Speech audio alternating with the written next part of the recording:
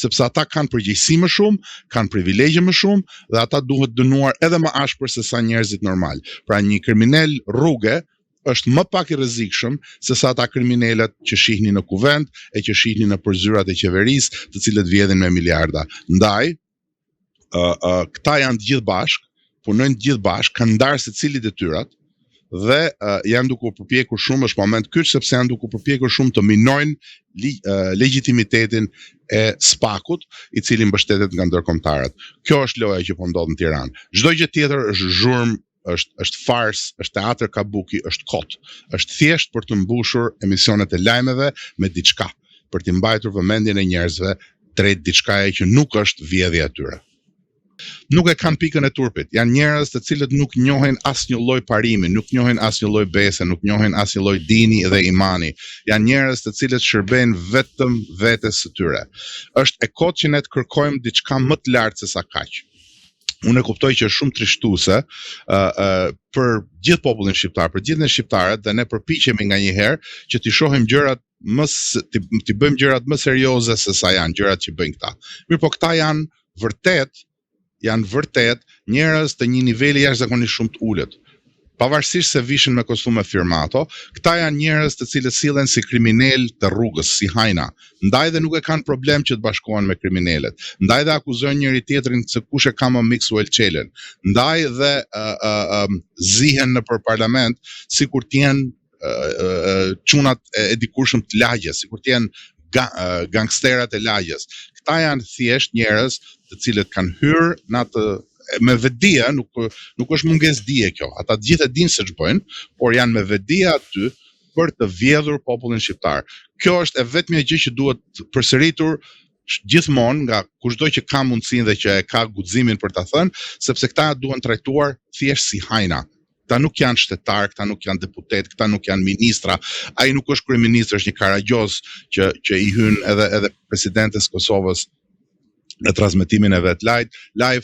Këta janë thjesht maskarënj, të cilët kanë kapur përfyti popullin shqiptar. Për sa kohë që ne nuk e shohim këtë, ata do të vazhdojnë të na kapin përfyti, mirë po problemi është jemi në një moment kyç, për shkak të situatës ndërkombëtare, për shkak të shumë çkaje tjetër që e kemi diskutuar edhe në biseda të tjera më parë. Kapja e tyre përfyti e popullit shqiptar po shtrëngohet, po e shtrëngojnë lakun dhe mund të na e marrin frymën krejt si popull. Kjo duhet evituar. Duhet evituar që ne të shohim njërën palë prej tyre si zgjidhje. Nuk janë ato zgjidhja.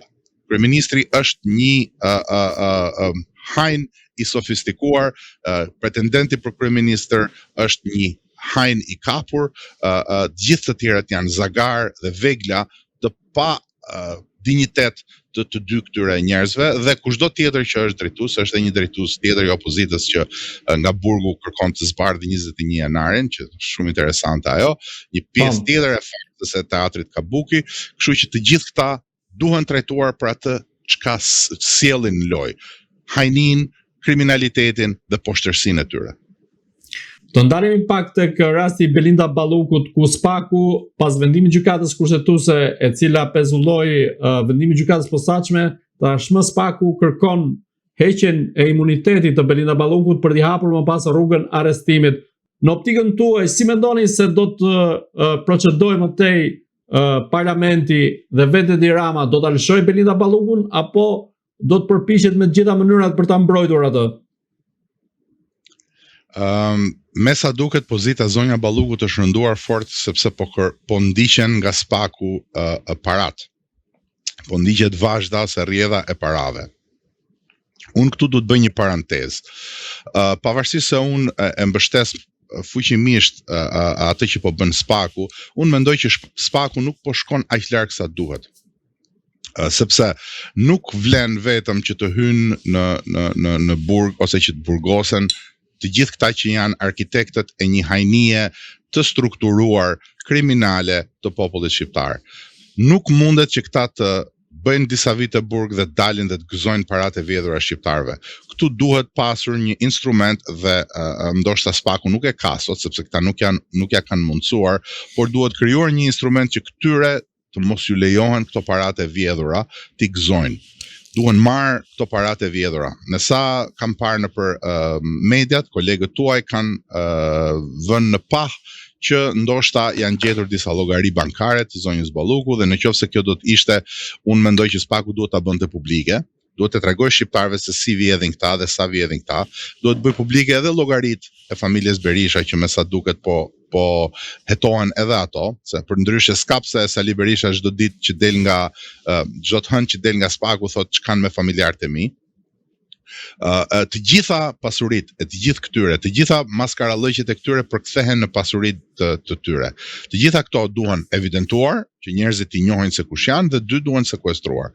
Zonja Balluku edhe mund të lëshohet, mirë po është e vështirë që të konceptohet një ndarje e qartë. Edhe nëse e gjen gjuhën me zonjën Balluku, e cila nuk mendoj se do dorëzohet kollaj.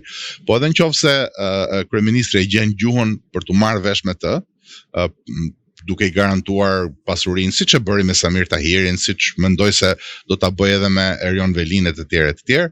Problemi është që nuk besoj që zoti kryeministri e ka më në dorë rrjedhën e ngjarjeve ndaj saj, kështu që më duket pak si e vështirë që zonja Balluku t'i besoj kryeministrit, ndaj fatet e tyre me shumë mundësi do të jenë të lidhura, ose do të bien të dy bashk, ose do të qëndrojnë të dy bashk. Dhe mos u habisni që çudia në Shqipëri zgjat vetëm 3 ditë, këta kanë mjete propagande të jashtëzakonshme dhe e gjithë kjo farsë të harrohet mbas disa ditësh. Nëse këta japin një tender të ri djalit Sali Berishës, mbyllet kjo histori, bëhet një lloj farse sikur do të bëhen zgjedhje të parakoshme me një qeveri teknike dhe me gjëra të tilla të cilat ta gjithë i kontrollojnë, se hyjnë aty thjesht për të vjedhur ato 6 muaj dhe mbyllet historia. Nuk shpëtojnë shqiptarët, shpëtojnë ata nga laku i drejtësisë. E kjo duhet evidentuar njerëzve që këta po luftojnë për veten, jo për ne, jo për shqiptarët, jo për ju. Këtyre nuk ju ndjen fare, as për shqiptarët, as për fatin e Shqipërisë, as për asgjë tjetër. Këta kanë marrë dhe e kanë shndërruar një pjesë limfatike të shtetit shqiptar, Akshin, në një organizatë kriminale strukturuar. Çfarë prisni për këtyre? Po, do të kalojmë edhe tek pjesa e Akshit, po të mbetemi pak te Balluku. Pra, ju mendoni se skenari i vetëm është që ka dy rrugë që o do të bien të dy ose do të shpëtojnë të dy drejtësisë, si Rama, si Belinda Balluku? Unë nuk kam informacionet brendshme se cilat janë diskutimet midis tyre, por duke parë ecurinë e ngjarjeve dhe duke pasur parasysh që zonja Balluku ka eksperiencë me njerëz të lëshuar nga zoti Rama, e shoh të vështirë që të bëjnë marrëveshje dhe zonja Balluku të bjerë mbi shpat. Nuk është e pamundur, por është e vështirë. Në këtë rast, deri ku mund të shkojë Spaku sa i përket çështjes Balluku konkretisht dhe a mendoni se parlamenti do të ketë atë vullnet për të hequr imunitetin dhe më pas që mund t'i hapet rruga arrestimit të saj? Çështja e imunitetit është thjesht çështje vullneti politik të një njeriu të vetëm. Dhe ky njeri i vetëm është kryeministri i Shqipërisë. Mirë po, në të njëjtën kohë, kryeministri i Shqipërisë nuk vepron në vakum. Kryeministri i Shqipërisë vepron duke pasur parasysh edhe interesat e klaneve të tjera.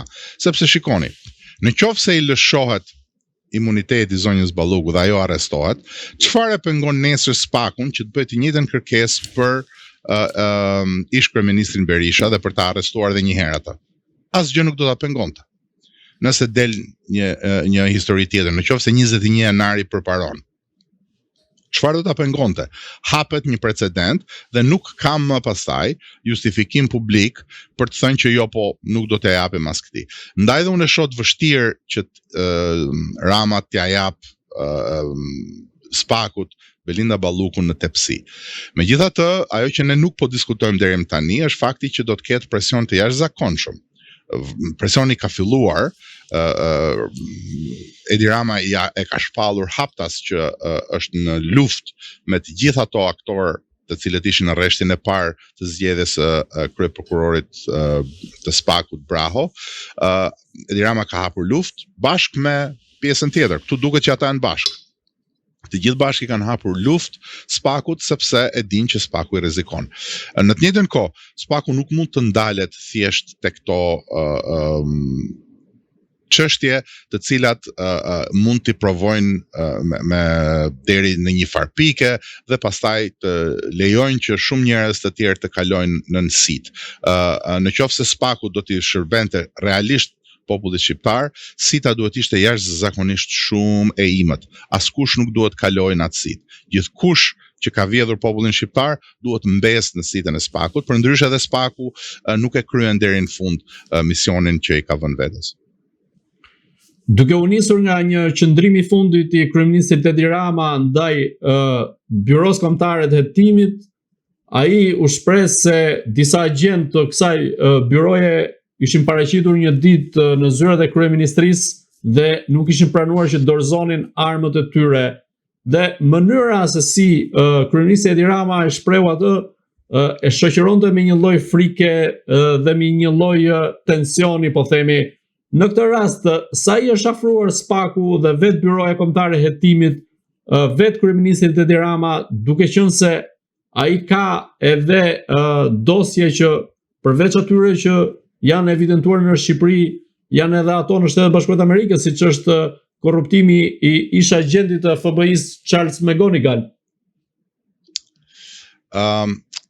Kjo çështja e këtyre hetuesve të BKH-s është një çështje banale, të cilën kryeministri, si shumë finok që është, e përdor për të hedhur syve njerëzve. Nuk e ka përdorur në momentin e parë që ka ndodhur gjëja, ka pritur disa ditë, ka pritur momentin kyç kur i është dashur të tërheq vëmendjen nga diçka tjetër. Pra, unë nuk mendoj që frika e tij lidhet me ardhjen në kryeministri të hetuesve të BKH-s me patllake apo pa patllake. Unë mendoj që me atë mesazh ai i dërgoi njerëzve të tij, mbështetësve të tij, mesazhin që ne këtu jemi në luftë me njerëz që kanë patllake me vete dhe gjithsekush kur e mendon këtë, reagimi është që në qoftë se ata vinë me patllake në luftë edhe pala tjetër duhet armatoset me patllake. Pra është një deklaratë lufte e tërthort që kryeministri i bën të gjithë institucioneve që po kërkojnë t'i gjejnë ku i ka ato lekët të cilat asnjë bir parë nuk ja kish gjetur, më falni për shprehjen, po këto janë shprehjet e kryeministrit. Në pavarësisht se nuk duhet ta ulim veten, duhet ta citojmë her pas here. Kështu që